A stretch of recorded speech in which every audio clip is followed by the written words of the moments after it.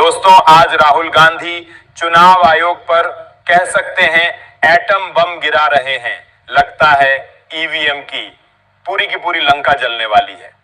लंबे समय से ये आवाज उठ रही है, ईवीएम मशीन को बैन करो, क्योंकि सारी गड़बड़ी की जड़ यही मशीन है।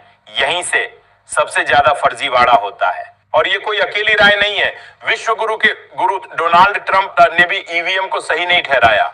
टेक्नोलॉजी के बादशाह एलन मस्क, उन्होंने भी ईवीएम पर सवाल उठाए। सुप्रीम कोर्ट के वकील देश में बड़ा आंदोलन करके कह चुके हैं कि ये मशीन हैक हो सकती है। लेकिन चुनाव आयोग वो तो अपने ही हठ योग में बैठा है, कहता है ईवीएम सही है, धांधली नाम की कोई चीज नहीं होती। तो सवाल है, अगर ये मशीन इतनी ही पवित्र है तो अमेरिका जैसे बिजी देश बैलेट पेपर की तरफ क्यों लौट गए? कई बड़े देश इस मशीन को क्यों बैन कर चुके हैं? क्या है पूरा मामला, आइए इस वीडियो में समझाने की पूरी कोशिश करेंगे।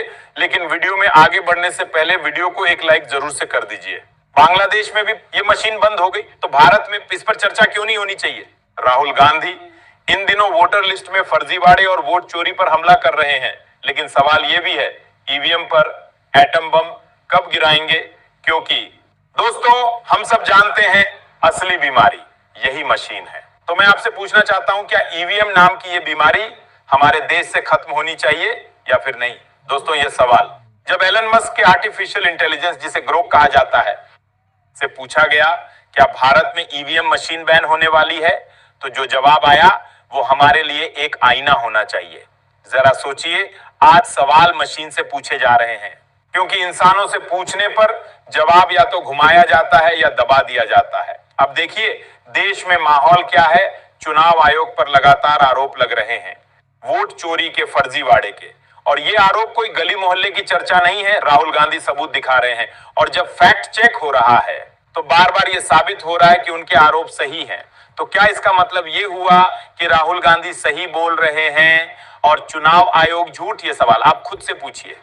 चुनाव आयोग का ताजा रुख देखिए, वो कहता है भारत की ईवीएम सुरक्षित हैं, हैक प्रूफ हैं, मशीनें स्टैंड अलोन हैं, यानी इंटरनेट से जुड़ी नहीं हैं, हैकिंग का खतरा न्यूनतम है। ध्यान दीजिए, न्यूनतम मतलब है, लेकिन थोड़ा सा भी क्या लोकतंत्र के लिए कम है?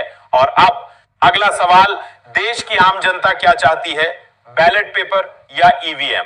इस पर हम सबको गंभीरता से सोचना होगा। दोस्तों, गौर कीजिए, चुनाव आयोग के बयान में एक महीन सी चालाकी छुपी है। कभी कहते हैं हैकिंग का खतरा न्यूनतम है, कभी कहते हैं हैक हो ही नहीं सकती। अरे भाई, तय तो कर लो। अब सोचिए, अगर ईवीएम सच में हैक नहीं हो सकती तो फिर अमेरिका जैसे ताकतवर, तकनीकी रूप से उन्नत देश अब भी ठप्पा क्यों लगाते हैं? क्या वहां के लोग कम बुद्धिमान हैं या फिर उन्हें लोकतंत्र की सुरक्षा ज्यादा प्यारी है? और ये देखिए, सुप्रीम कोर्ट में वकील महमूद पराचा और भानु प्रताप साहब ने तो साफ चुनौती दी थी, ईवीएम हमें दे दो, हम चौक चौराहे पर हैक करके दिखा देंगे। यहां तक कहा हम सुप्रीम कोर्ट में भी हैक कर देंगे, चुनाव आयोग के दफ्तर में भी। लेकिन चुनाव आयोग ने मशीनें नहीं दी। क्यों? अगर ये वाकई हैक प्रूफ है तो डर किस बात का? और फिर सुप्रीम कोर्ट, जिनसे आम आदमी को सबसे ज्यादा उम्मीद होती है, उन्होंने क्या किया? लिखा है ईवीएम की विश्वसनीयता पर सवाल उठाने वाली कई याचिकाओं को खारिज किया गया। यानी मुद्दा वहीं का वहीं, सवाल वही, जवाब वही, और जनता आज भी इंतजार में। दोस्तों, जरा गौर कीजिए, 28 अप्रैल 2024 को सुप्रीम कोर्ट ने वो याचिका खारिज कर दी जिसमें 60% वीवीपैट पर्चियों के मिलान की मांग की गई थी। न सिर्फ इतना, बल्कि ईवीएम बैन करने या बैलेट पेपर पर लौटने के बारे में भी कोई आदेश नहीं दिया गया। यानी साफ है, सुप्रीम कोर्ट के लिए ईवीएम पर सवाल उठाने का कोई मतलब नहीं है। जो चुनाव आयोग कह रहा है कि ईवीएम हैक नहीं हो सकती, वही बात सुप्रीम कोर्ट भी दोहरा रहा है। और ये बात तब कही जा रही है जब कई वकील और कार्यकर्ता खुलेआम ईवीएम को परखने और हैक करके दिखाने की चुनौती दे चुके हैं। अब देखिए, हाल ही में महाराष्ट्र विधानसभा चुनाव 2024 के बाद विपक्षी गठबंधन इंडिया ने फिर से यह मुद्दा उठाया, कहा कि गड़बड़ी हुई है और वे सुप्रीम कोर्ट जाएंगे। लेकिन अब तक कोई ठोस सबूत सामने नहीं आया। पीआईबी ने तो ऐसे सारे दावों को फर्जी कहकर फैक्ट चेक में खारिज कर दिया। या फिर कहीं ना कहीं हमसे कुछ छुपाया जा रहा है?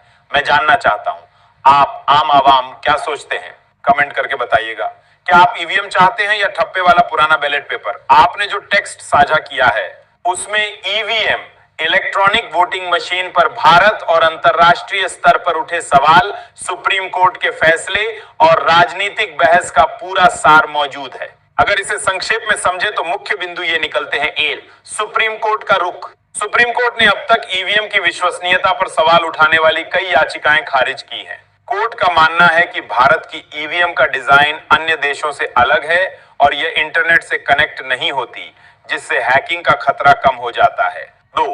अंतरराष्ट्रीय उदाहरण जर्मनी, नीदरलैंड, बांग्लादेश जैसे देशों ने सुरक्षा और पारदर्शिता की कमी के कारण ईवीएम पर बैन लगाया है। भारत का दावा है कि उसकी मशीनें अलग तकनीक पर आधारित हैं और वीवीपैट, वीवीपीएटी से पारदर्शिता सुनिश्चित की जाती है। 3. राजनीतिक बहस। हर चुनाव के बाद खासकर हारने वाले दल ईवीएम पर सवाल उठाते हैं। चुनाव आयोग और समर्थक पक्ष इसे तेज, सटीक और कम लागत वाला बताते हैं। 4. चुनौतियां और संभावनाएं। ईवीएम पर बैन लगाने के लिए ठोस सबूत, कानूनी बदलाव और राजनीतिक सहमति जरूरी है। बैलेट पेपर पर लौटने से देरी, लागत और मानवीय त्रुटि का खतरा बढ़ सकता है। और राहुल गांधी ने लिखा, चुनाव आयोग 5 सवाल है, देश जवाब चाहता है। राहुल गांधी ने कौन कौन से सवाल पूछे हैं, देखिए यहां पर लिखा है। पहला सवाल, विपक्ष को डिजिटल वोटर लिस्ट क्यों नहीं मिल रही है, क्या छिपा रहे हो? राहुल गांधी ने चुनाव आयोग से यह कहा कि डिजिटल वोटर लिस्ट आप विपक्ष को क्यों नहीं दे रहे हैं, आप डिजिटल वोटर लिस्ट को क्यों छिपा रहे हैं, आप डिजिटल वोटर लिस्ट में क्या फर्जीवाड़ा कर रहे हैं, आप हमें डिजिटल वोटर लिस्ट क्यों नहीं दे रहे हैं? राहुल गांधी का यह पहला सवाल है जिसका जवाब अभी तक चुनाव आयोग ने नहीं दिया।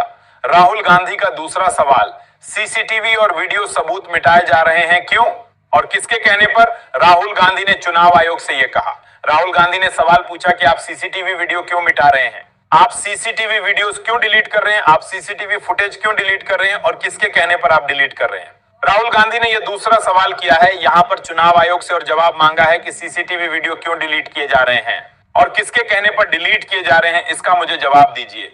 अभी तक चुनाव आयोग ने जवाब नहीं दिया।